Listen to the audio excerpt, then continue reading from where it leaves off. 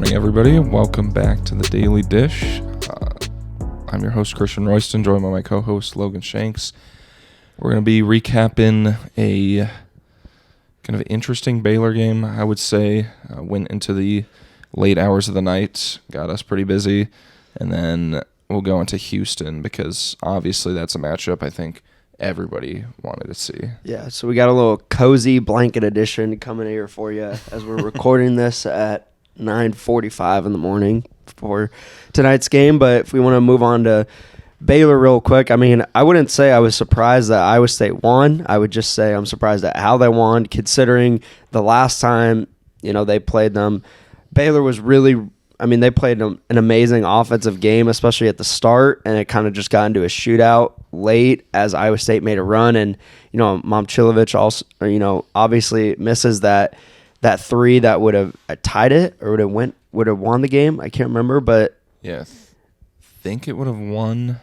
Not sure though. But it's been a long time. Yeah, but either way, Iowa State comes out and they continue the offense that they had last night, which I was really surprised about, just with how inconsistent they had been offensively towards the end of the regular season. For them to put another really good game together, I was just really surprised by that.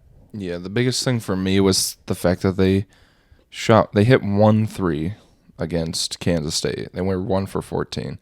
And then obviously they started with Milan hitting the three right away, but then it just kept going from there, and they ended the game 10 for 20.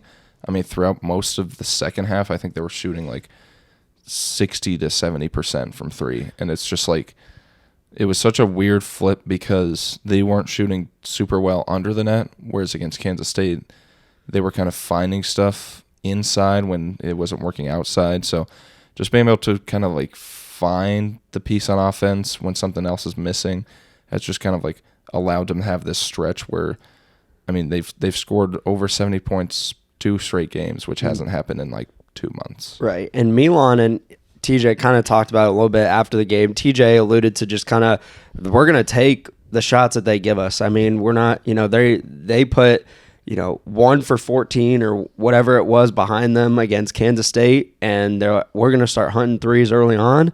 And they did. They got the one from Milan early and then 2 back-to-backs from Taman right after. So, and then Milan just kind of talked about, his teammates are the ones setting up the shots, and he just kind of had to trust himself, because looking back, I didn't even realize, just how much of a slump that Milan had been going through from behind the arc. I think he was like 3 for 8 in his last 3 games, or it might have been worse than that. But for him as a freshman to go out there and keep hunting his shots on such a big stage, he ended 3 for 6 for the night, but then you had guys, Taman had 2 last night. Keyshawn had 2, and then Curtis Jones also had 3. So they were finding their guys, and even when that wasn't working out, they were still hitting their shots inside as well. Yeah, this is a team of like proven shooters at this point, and it felt like they all kind of had a slump where threes weren't really falling. This game almost reminded me of the Kansas game where just everything was hitting, and you'll have games like that. That's what Kurt Jones said to us yesterday, is that they'll have games where nothing's falling, and then they'll have games where everything's falling. So it's like they kind of just have to go with the flow and figure it out as it comes to them. And it kind of just builds their confidence, seeing that they can turn around a 1-14 shooting night into a 10-20 shooting night, which is just an insane turnaround. And this is also against a Baylor team that they only had 5 threes against in their first meeting, and those were all from Keyshawn. Mm-hmm.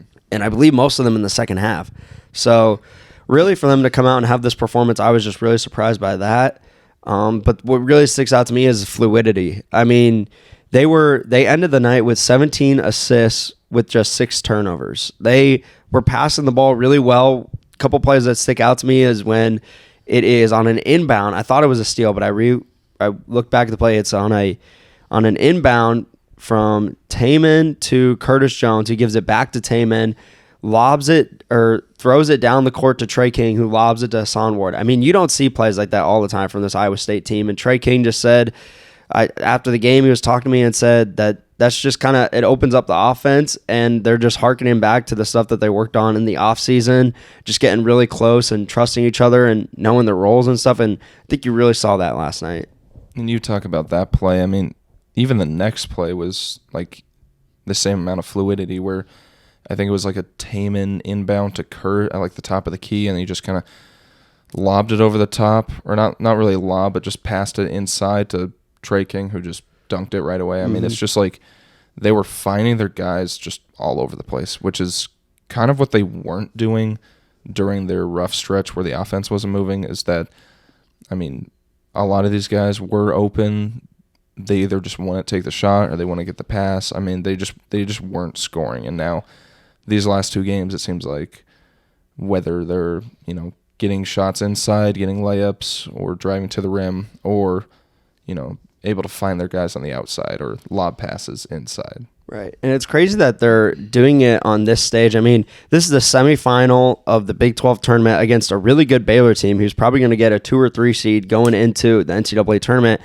And just, outside of Baylor tying the game at 15 with, I believe it was like 9 minutes left in the first half, Iowa State kind of blew them out from that point.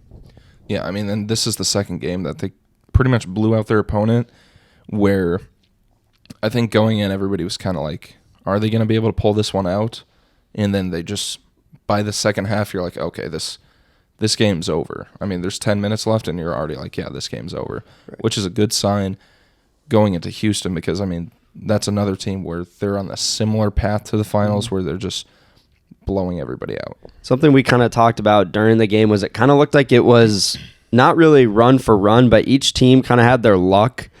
I would say through the first 30 minutes, it was kind of luck trading back and forth. Baylor had a lot of missed shots that I thought were actually really good takes from whether it was inside or outside, and they just weren't falling. And the same for Iowa State. I mean, they finished 10 for 20 from 3. I bet, some of those misses are just kind of luck or whatever you want to call it. But other than that, I mean, yeah, like you said, they just really kind of blew them out. And I get credit Baylor for just, keeping themselves in the game with good shots. But at one point, I mean, it was just out of their way for the rest of the game. Yeah, and that'll happen. I mean, you look at, I think, shout out Keyshawn for being that driving force throughout. But it really, I mean, he finished with 20 points, nearly a triple-double. But it really was Milan who got the scoring started, almost got the confidence built for the team.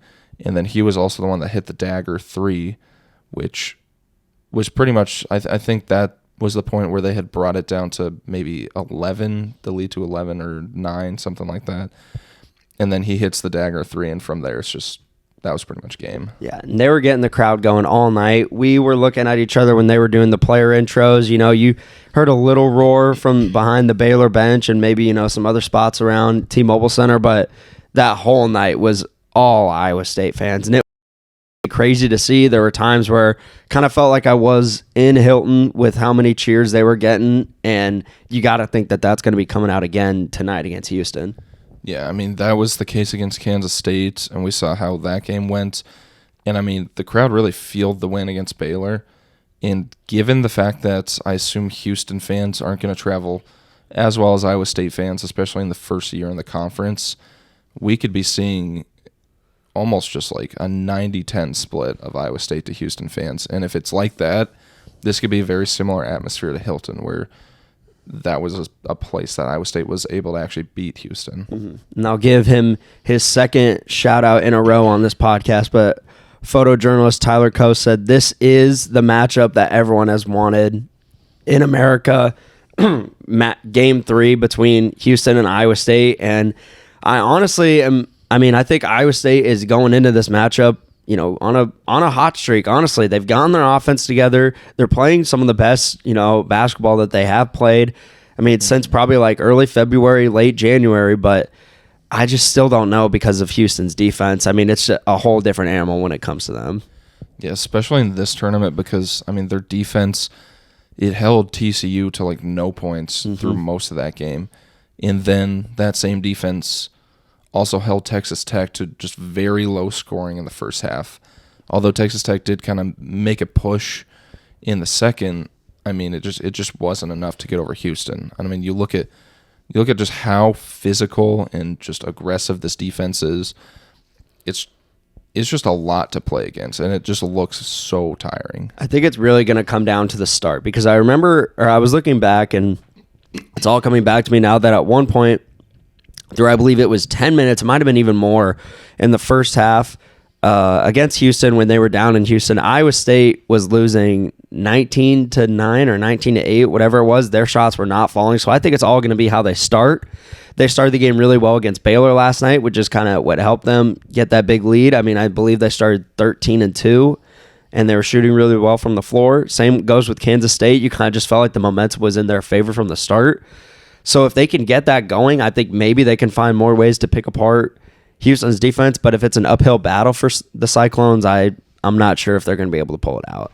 I like that you bring up the good start as well, because it seems like Houston's offense has been a little bit slow moving to start the game during the Big 12 tournament, just because, I mean, they were keeping TCU scoreless through most of that first half, but they were still not able to put up too many points. And I mean, that was also true against Texas Tech, where like they were keeping Texas Tech to like 15 points. I mean, I think Texas Tech was stuck at 15 points for like most of that first half, but then they weren't able to really get over 30. I mean, it seems like Houston's a team that, although, yes, they do have the potential to score a lot on offense, they kind of stick to their defense and aren't really the most efficient team when it comes to scoring. So if Iowa State can take advantage of that, get some rebounds, although it's kind of tough with Houston being the best rebounding team in the country,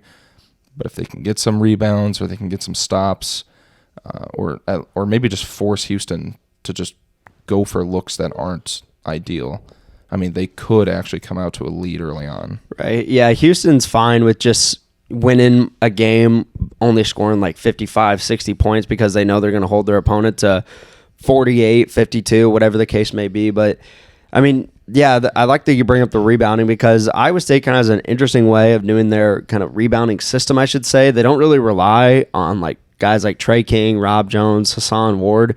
They're to grab rebounds. They rely on them to kind of box out and have, guys like Taman Lipsey, Curtis Jones, Keyshawn Gilbert to grab the rebound. So if they're able to do that, I think, that'll really work for them. But I also, like you said, I don't really know, because Houston has the size, even though I believe one of their forwards got a little banged up yesterday when we were watching the game. So I don't really know what his status is right now, but it's definitely going to be hard for Iowa State to grab the rebounds tonight. Yeah, Jawan Roberts, he is a starter. I mean, he's pretty good. He's leading their team in rebounds. He's one of the reasons they're rebounding at such a high rate. He went down with an injury but came back in.